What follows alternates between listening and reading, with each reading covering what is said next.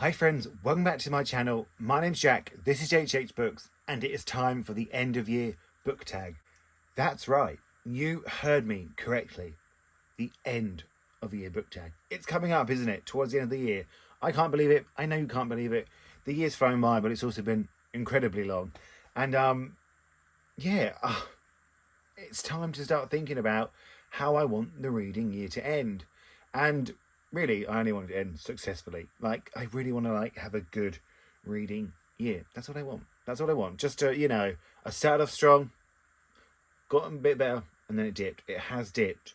So I need the upswing. I need the upswing, friends. But let's get on with the tags. I will tag the original creator down below, and let's just answer some silly fun questions, and you can answer them too. You can let me know in the comments. I'll be intrigued to hear and maybe steal your ideas and books. So question number 1 is, are there any books that you started this year and still need to finish? And there is, and it's going to be of absolutely no interest to any of you, but it is.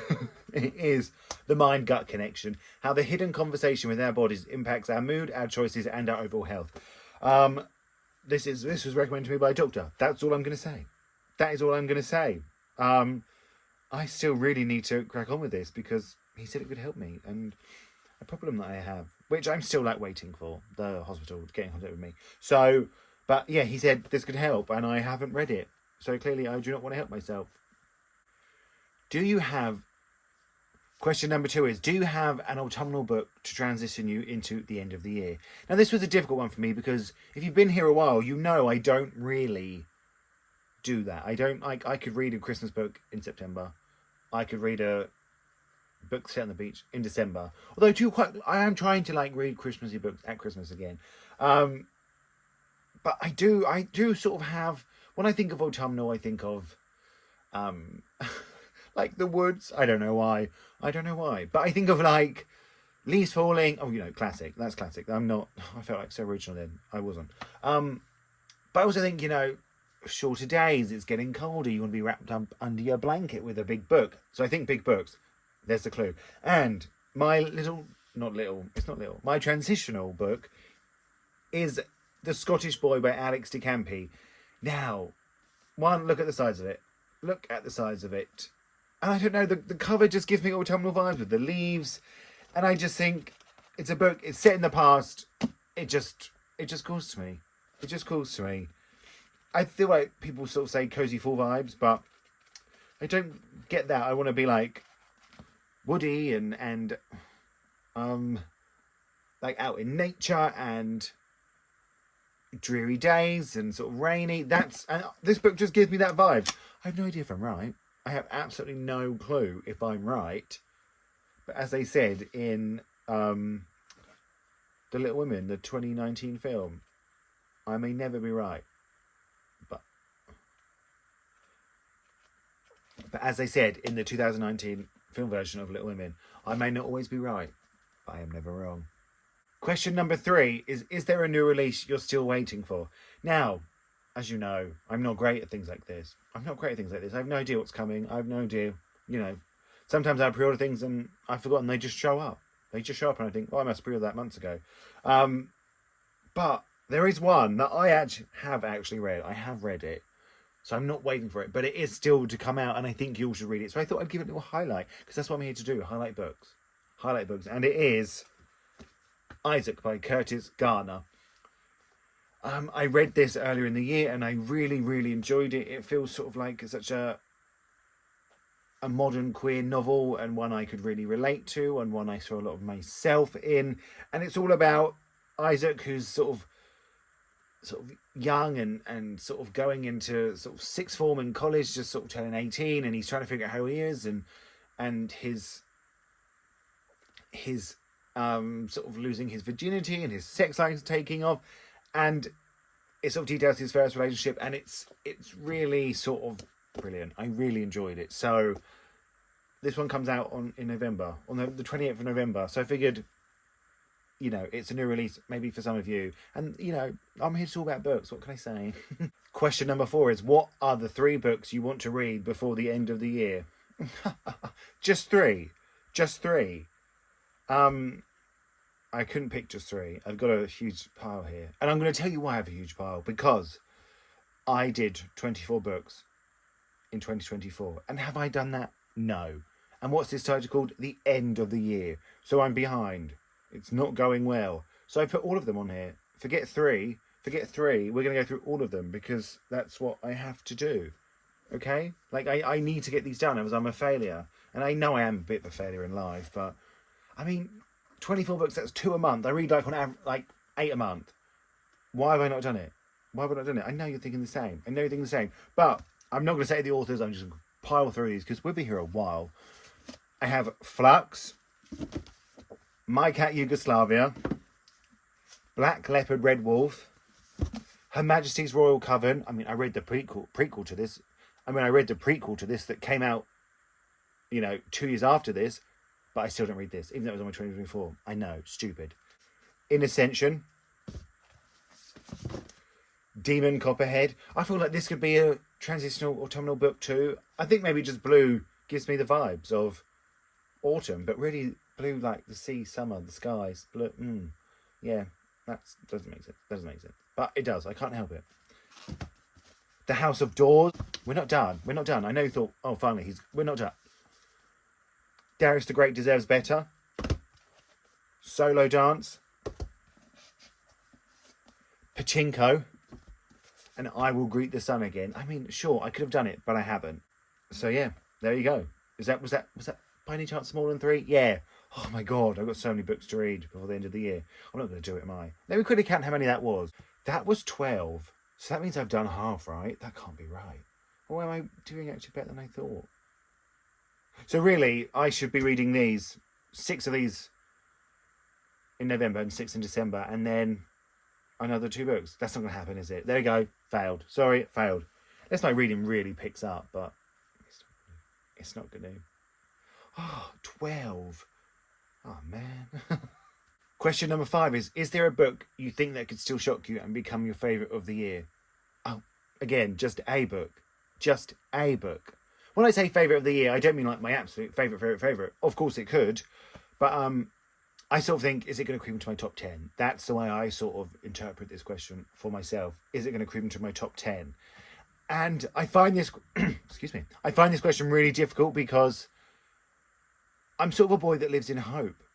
I sort of think any book could be brilliant. I sort of think any book has the power to be my favourite or be in my top 10. And I think that's why I don't really like to DNF books, because I think, this could get better. What happens if it's all building up to something and I just didn't give enough time, blah, blah, blah, blah, blah. So that's why I don't really DNF around here, because I live in hope. I live in hope. Which is weird because I'm not really like a hopeful person. I'm a bit miserable. But I think books have the power to be magic. I just do. I can't help it. I think, it's a slow start. I'm struggling to get through it. But then when suddenly you do, and it's brilliant, and I think, it was worth it. I got why the start was slow now. So that's the way my mind works. Okay, if you needed to know. So I could put every single book that I haven't read in here for this question, but I'm not going to do that. I have chosen 3. So first up is a new one to my shelves, actually. It's Enlightenment by Sarah Perry. Now, this was longlisted for the Booker Prize, and it did not make the shortlist. But I enjoyed my other Booker Prize read so much, which was The Safekeep. I enjoyed it so much, and that was queer. This one's queer, and I've just got good vibes from it now. I just think, I'm going to love it. I just think it's going to be brilliant. It might not be, though, but I think it could be in my top 10. Will I read it before the end of the year? Who knows? But I really, really think it could be in my top 10. That's just going off vibes from the other book, which totally different writers, not the same thing, but I can't help it. It's just the way my mind works. And then we have Martyr by Kaveh Akbar. Now, I have seen some people not like this. I have seen some people say it's their new favourite book of all time. And when I hear somebody say it's their new favourite book of all time, I think it could be mine. It could be mine too. And I have wanted to read it ever since it came out. I have. I just have. I think it's... I'm about to say I think it's brilliant, but I haven't read it. Okay, I feel like this one could be the favourite, okay? I said it. It might not be top 10, it could be number 1. It could be number one. I don't know, there's just something about it. I think it's going to be brilliant, but I could be wrong. I keep saying that about every one of them, don't I? But that's not way to live. Yeah, I just think it's going to be brilliant. Is it? Yeah, I think it will. Keep the faith. And lastly, we have Napalm in the Heart. Now, this is my friend Sean's, who has been mentioned on this channel a few times, yet to make an appearance because I asked and he said no. But I think it's his favourite book of the year. I really, really think it is. He convinced me to buy it, and he convinced me to buy The Safekeep, and I loved it. He was like, I think you should read The Safekeep, and I absolutely bloody loved it. So basically, I'm just going off The Safekeep. Is The Safekeep my favourite book of the year? Is it my favourite book of the year? Because I'm basing sort of every life decision on it. I don't know what's going on, but, you know, he loved this. He loved The Safekeep. This is an advert, basically, just to buy The Safekeep, isn't it? Yeah, so his favourite book of the year, I trust him. I trust his opinions. I trust his reading style. I sort of want my reading style to be like him, even though I read, like, so much stuff he wouldn't read. He wouldn't entertain. But, yeah, I just want to be like him, so... And the last question, are you pleased? No, come on, it's only 6, and I've tried not to waffle. The last question is, have you started making any reading plans for next year? This is a tricky one because, as you know, I can't really plan anything. I don't know what's happening when, ever. I just have no clue what's going on. But, sort of, I have. I think it really, really needs to be a year for me where I'm reading things that I think I'm going to love. You know, I've said it before in other videos, sort of not giving up on books and then not loving them. Normally I can just be a bit like, oh yeah, that book just wasn't for me. But at the minute it's destroying my love for reading. It's making me not want to pick up a book. It's making me not want to read. So that's not what I want. So that needs to change. So I really need to, I think, be a bit more focused on my decisions for reading next year. Yeah, I think I need to really sort of be like, right, this is my groove. These are the kind of books I like. Let's read more of them. Let's find out. We can still branch out and we can still try new things, but maybe just come back to sort of my bread and butter ones a bit more, because so far my reading taste is here and I'm over there. I'm over there and I can't get back there, okay? And that's why books like The Safekeep... That's why books like The Safekeep are like my safekeep. Oh my God, I feel like I need to get that book tattooed on me. Yeah, that's why I love books like The Safekeep, because it reminded me that I love reading. I was like, this is what books are all about. This is the magic of literary fiction. This is the magic of words. So that's what I'm going for. It's books like that. And like for the second part of this question, because you know I do have a YouTube channel. Hi. Reading plans for next year on the channel, I think more of the same, but yet different. Does that make sense? Like, if you have any ideas of what you want to see from me, let me know. I will gladly do them.